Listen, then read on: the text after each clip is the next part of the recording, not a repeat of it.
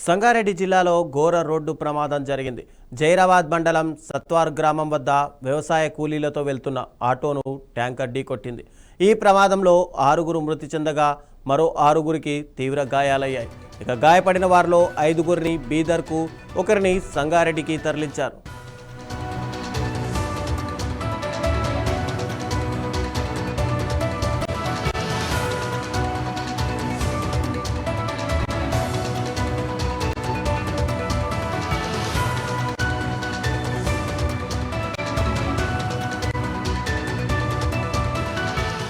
మృతులు కర్ణాటకలోని బీదర్ జిల్లా రాజగిరి గ్రామానికి చెందిన వ్యవసాయ కూలీలుగా గుర్తించారు. పని ముగించుకొని తిరిగి వెళ్తుండగా ఈ ప్రమాదం చోటు చేసుకుంది. ఇక ప్రమాదంపై పోలీసులు దర్యాప్తు చేస్తున్నారు. అతివేగమే కారణమా, మరేదైనా కారణమా అనే కోణంలో విచారణ జరుగుతోంది. ఇక ప్రమాదంపై సీఎం రేవంత్ రెడ్డి దిగ్భ్రాంతి వ్యక్తం చేశారు. క్షతగాత్రులను మెరుగైన వైద్యం అందించాలని అధికారులను ఆదేశించారు.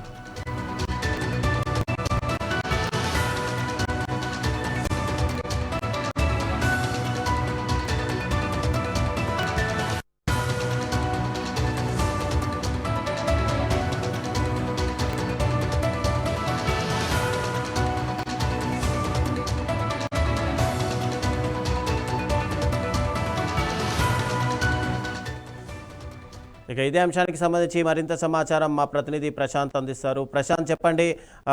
ఇదొక దురదృష్టకరమైనటువంటి సంఘటనగా చెప్పుకోవాలి. అయితే ఈ ప్రమాదం పైన అధికారులు ఏమంటున్నారు? అతివేగమే కారణమా, లేదా ఇంకేదైనా కారణాలు ఉన్నట్టుగా తెలుస్తుందా? మరోవైపు ఆటోలో దాదాపుగా 12 మందిని ప్యాసింజర్లను కూర్చోబెట్టుకోవడం డ్రైవర్ నిర్లక్ష్యంగా చెప్పుకోవచ్చా?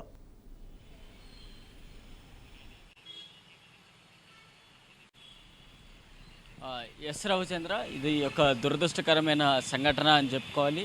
సో తెలంగాణ రాష్ట్రంలో ఇటు సంగారెడ్డి జిల్లా అలాగే నియోజకవర్గానికి సంబంధించి అక్కడ వలస కూలీ అందరూ కూడా కర్ణాటక ప్రాంతం నుంచి ఇటు జహీరాబాద్లో పరిసర ప్రాంతాల్లో పని చేయడానికి వస్తూ ఉంటారు. ఇదంతా బార్డర్ కాబట్టి, తెలంగాణ కర్ణాటక 2 బార్డర్లు కాబట్టి దాదాపు 30 కిలోమీటర్ల సరౌండింగ్స్లో ఉపాధి కోసం కర్ణాటక నుంచి తెలంగాణకి వస్తూ ఉంటారు. ఇలాంటి నేపథ్యంలోనే ఉపాధి చేసుకున్న తర్వాత, అంటే డే డ్యూటీ అయిపోయిన తర్వాత తిరిగి మళ్ళీ కర్ణాటకలోని తన ప్రాంతానికి వెళ్ళేటప్పుడు కరెక్ట్గా జహీరాబాద్ దాటిన తర్వాత సో పెట్రోల్ కొట్టుకునేందుకు, ఫిల్ చేసుకునేందుకు ఒక యూటర్న్ తీసుకొని మళ్ళీ బ్యాక్ వస్తున్న నేపథ్యంలో ఇటు మహారాష్ట్ర వైపు నుంచి ఫుల్గా ఉన్న పూణే టు విశాఖపట్నం ట్రావెల్ చేస్తున్న ఒక ఆయిల్ ట్యాంకర్ 4000 కెపాసిటీ ఉంటుంది.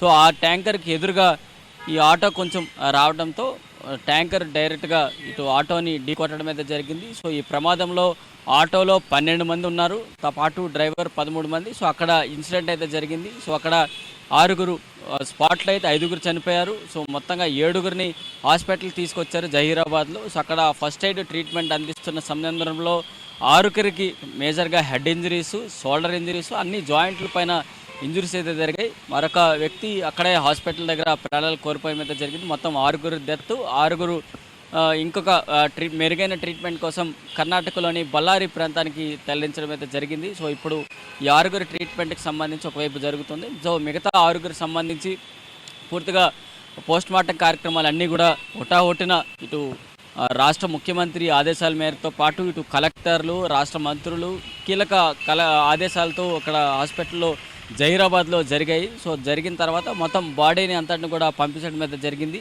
సో మొత్తంగా ఇక్కడ మేజర్గా 2 ఆప్షన్లు ఉన్నాయి, 2 ముఖ్యాంశాలు ఉన్నాయని చెప్పుకోవాలి. సో ఇక్కడ ట్యాంకర్, ఆయిల్ ట్యాంకర్తో పాటు ఆటోకి సంబంధించి కూడా ఈ రెండింటిని చిరాగ్పల్లి పోలీస్ స్టేషన్లో అయితే పోలీసులు స్వాధీనం అయితే చేసుకున్నారు, అక్కడికి అయితే తీసుకున్నారు. సో అక్కడ ఆయిల్ ట్యాంకర్కి సంబంధించి డ్రైవర్ని కూడా ప్రస్తుతానికి కస్టడీలోకి తీసుకోకుండా పోలీస్ స్టేషన్ దగ్గర నుంచి ఆయన దగ్గర నుంచి పూర్తి వివరాలు అయితే తీసుకుంటున్నారు. సో అంత వేగంతో రావాల్సిన అవసరాలు ఏంటి, సో అక్కడ నిజంగానే ఆయిల్ ట్యాంకర్ వల్ల యాక్సిడెంట్ జరిగిందా, సో ఆటో డ్రైవర్ ఏమైనా తప్పిదం చేశాడా, లేకపోతే ఆయిల్ ట్యాంకర్ డ్రైవర్ తప్పిదం జరిగిందా, సో ఇలాంటి కోణాలన్నిటి కూడా పోలీస్ అధికారులు ఇంట్రాగేషన్ చేస్తున్నారు. ఎందుకంటే ఆటో డ్రైవర్ ఒకవైపు చనిపోయాడు కాబట్టి, సో ఉన్న ప్రత్యక్ష సాక్షి ఎవరైనా ఉన్నారంటే అది లారీ డ్రైవర్ కాబట్టి, సో ఆయన్ని ఇంకా పూర్తి వివరాలు ఎంక్వైరీ అయితే చేస్తున్నారు. ఒకసారి వెహికల్ డీటెయిల్స్ కనుక మనం అబ్జర్వేషన్ చేస్తే ఆయిల్ ట్యాంకర్ సంబంధించి MH43Y4939 ఈ వెహికల్ మహారాష్ట్ర నుంచి పూణేలో నుంచి ఇక్కడ ఆంధ్రాలో వైజాగ్ వరకు ఆయిల్ సరఫరా చేస్తూ వెళ్తోంది. సో ఇక ఆటోకి సంబంధించి చేస్తే KA 32C1127 ఇది ఆటో. సో ఈ కర్ణాటక నుంచి ఆంధ్రాలోకి తెలంగాణలోకి పీపుల్ని ట్రాన్స్పోర్ట్ చేస్తూ ఈ విధంగా వెళ్తూ ప్రస్తుతానికైతే ఇంత ఘోరమైన ఘటన తెలంగాణ సంగారెడ్డి జిల్లాలో చోటు చేసుకుంది. సో దీంతో పాటు మరొక హిట్ అండ్ రన్ మరొక 2 కార్లు కూడా ఢీకొట్టిన ఘటన ఈ సంగారెడ్డి జిల్లాలో జరిగింది అనేది చెప్పుకునే పరిస్థితులు ఉన్నాయని చెప్పొచ్చు రవిచంద్ర. ఎస్, అంటే ఇక్కడ హాస్పిటల్కి సంబంధించి ఏదైతే క్షతగాత్రులు ఉన్నారో వాళ్ళందరికీ ట్రీట్మెంట్ ఎలా జరుగుతుంది అని చెప్పి అధికారులు ఏమైనా చెప్పారా? ఎందుకంటే మరోవైపు ఆ పోస్ట్ మార్టంకి సంబంధించినటువంటి డెడ్ బాడీలను కూడా వారి కుటుంబ సభ్యులకు అప్పగించినట్టుగా తెలుస్తుందా?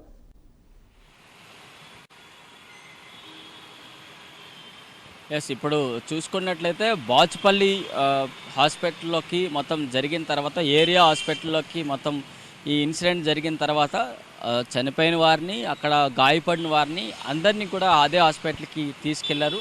సో ముందుగా చనిపోయిన వారిని దానికి CPR ఉండొచ్చు అన్నట్టు కూడా టెస్ట్ చేసి దాన్ని బతికించే ప్రయత్నం అయితే చేశారు. ఎవరు కూడా రెస్పాన్స్ కాకపోవడంతో మృతి చెందినట్లుగా కూడా వైద్యులు నిర్ధారణ అయితే చేశారు. మిగతా ఎవరైతే గాయాలతో బయటపడిన వారందరికీ కూడా ఫస్ట్ ఎయిడ్ చికిత్స లాంటిది అందించి, ఎందుకంటే ఇది మెరుగైన పెద్ద ఆసుపత్రి కాదు, నార్మల్గా ఏరియల్ ఆసుపత్రి కాబట్టి జ్వరాలు ఫీవర్ సంబంధించి చూసుకునే ఆసుపత్రి. కేవలం అక్కడ ఫస్ట్ ఎయిడ్ సంబంధించి ఏమైనా దెబ్బలు జరిగినట్లు ఉంటే సో వారికి కట్లు కట్టి పంపించడం అయితే జరిగింది. సో ఇది కట్టిన తర్వాత అక్కడ నుంచి మళ్ళీ కర్ణాటకలోని బళ్ళారి ప్రాంతానికి అయితే పంపించడం అయితే జరిగింది అనేది ఇక్కడ చెప్పొచ్చు.